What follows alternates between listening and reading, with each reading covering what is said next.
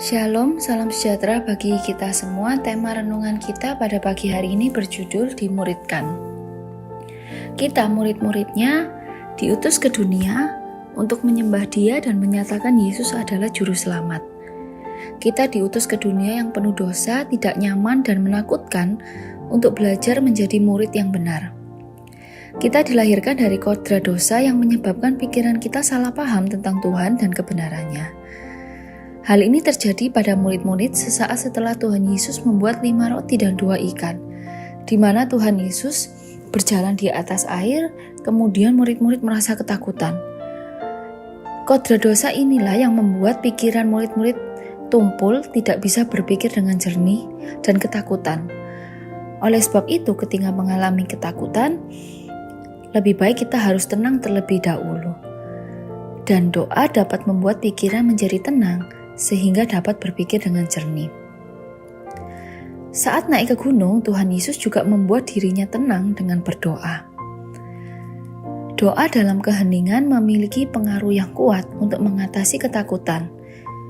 Ketika Tuhan adalah satu-satunya saksi kita untuk mencurahkan isi hati kita bisa lebih leluasa berbicara dan kita bisa memeriksa diri kita sendiri.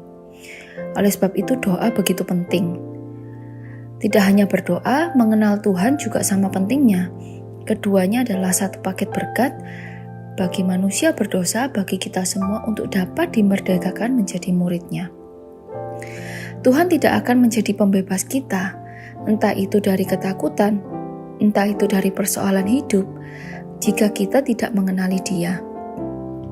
Oleh sebab itu, mari kita miliki kemauan yang kuat untuk mengenal Dia.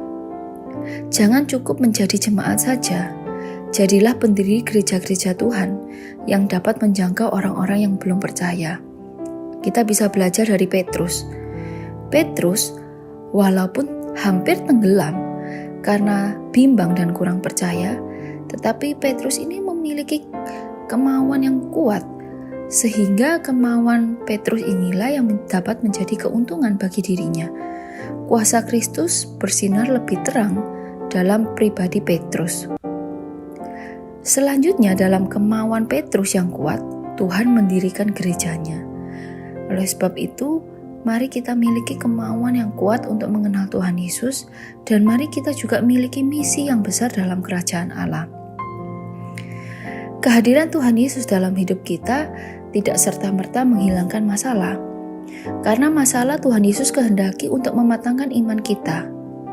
Tuhan ingin merangsang kita untuk sepenuhnya mengharapkan kasih karunia Tuhan.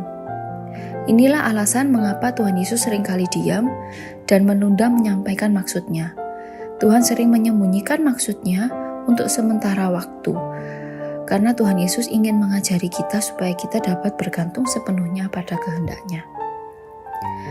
Matius 14 ayat 22 mengatakan, sesudah itu Yesus segera memerintahkan murid-muridnya naik ke perahu dan mendahuluinya ke seberang. Sementara itu ia menyuruh orang banyak pulang. Seorang murid itu diutus, bukan disuruh pulang. Dalam Matius 14 ayat 22, di situ Tuhan Yesus mengutus murid-muridnya, lalu menyuruh orang banyak pulang. Di mana posisi kita saat ini?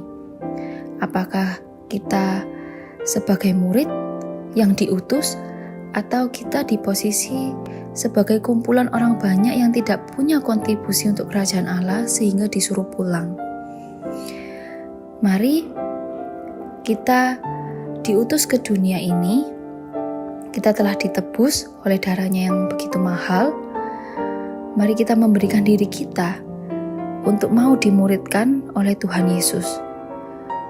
Kita diutus ke dunia ini, kita diutus di tengah lingkungan keluarga kita, di lingkungan kerja kita, di lingkungan komunitas kita yang menjadi pusat pelayanan. Disitulah kita diutus untuk menegakkan nama Tuhan. Kita diutus untuk berjalan di atas laut, diutus untuk memindahkan gunung, diutus seperti domba ke tengah-tengah serigala untuk memuliakan namanya. Tidak perlu takut, tidak perlu khawatir. Karena Tuhan Yesus yang kita kenal adalah Allah Immanuel. Tuhan Yesus tidak berhenti berdoa selagi murid-murid menghadapi badai. Tuhan yang sama juga berdoa bagi kita ketika kita diutus. Mari kita memberikan diri kita untuk mau dimuridkan oleh Tuhan, untuk diutus, untuk bisa memuliakan namanya, untuk menegakkan nama Tuhan. Sehingga nama Tuhan semakin dipermuliakan, banyak orang-orang percaya dan menerima Tuhan Yesus lewat hidup kita. Amin.